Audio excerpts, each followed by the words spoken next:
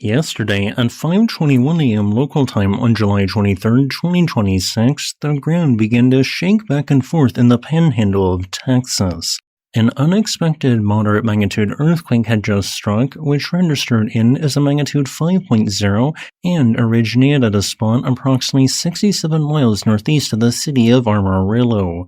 Despite having an epicenter at shallow depths of approximately 3.5 miles, the shaking only lasted for a few seconds, with the strongest shaking a structure felt from this quake being equivalent to MMI 6.0, as shown in this simulation. Thus, no damage of any kind was reported, and there were no reported injuries.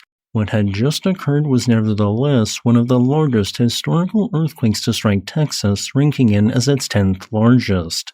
And if we look at this chart, 8 of these 10 largest earthquakes all occurred since 2020. Why? This is not a coincidence, and in my opinion likely explains why yesterday's earthquake struck.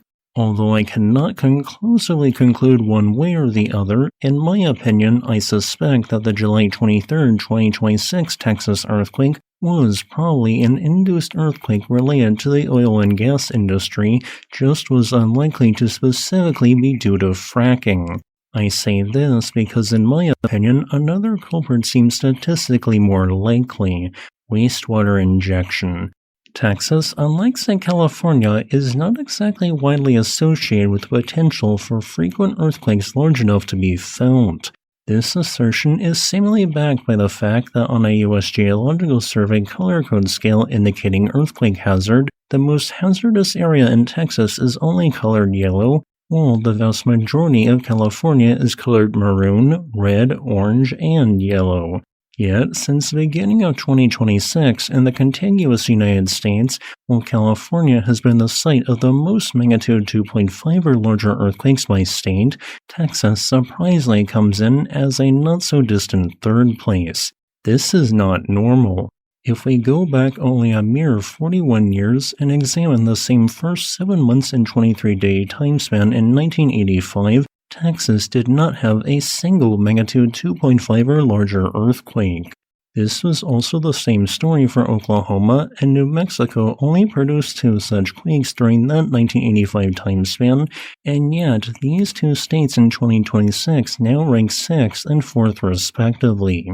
The only thing that changed during that time span is that earthquakes started to be induced in these areas from both oil and natural gas fracking and wastewater injection, where unwanted wastewater during oil and natural gas extraction is pumped back into the ground.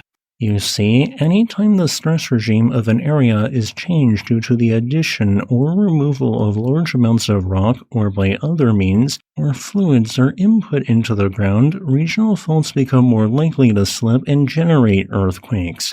This can occur due to dam construction, the creation of large open pit mines at geothermal power plants, and yes, fracking and/or wastewater injection.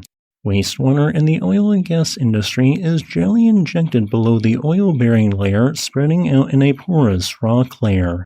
However, as this occurs, the wastewater can sometimes directly interact with any fault lines the water encounters, lubricating the fault, making it easier for the fault to slip, resulting in an increased rate of earthquakes.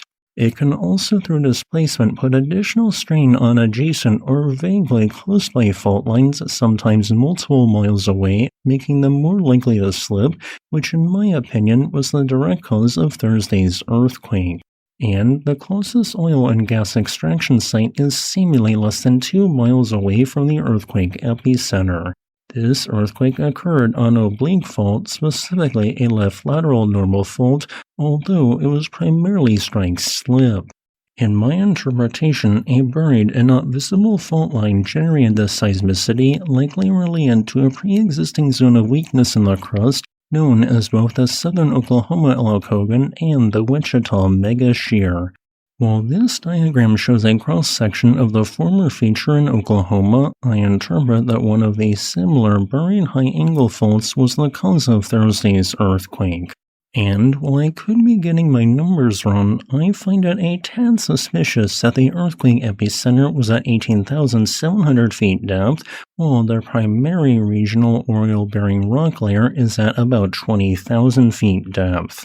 However, it is fully possible that this magnitude 5.0 earthquake could not have been induced and instead a natural tectonic quake, as hey, the two strongest earthquakes Texas ever experienced were truly natural and not accidentally induced by human activity. It's just, in my opinion, more likely that they were accidentally induced. As a final note, I would like to thank this channel's patrons on Patreon and channel members on YouTube for supporting my work.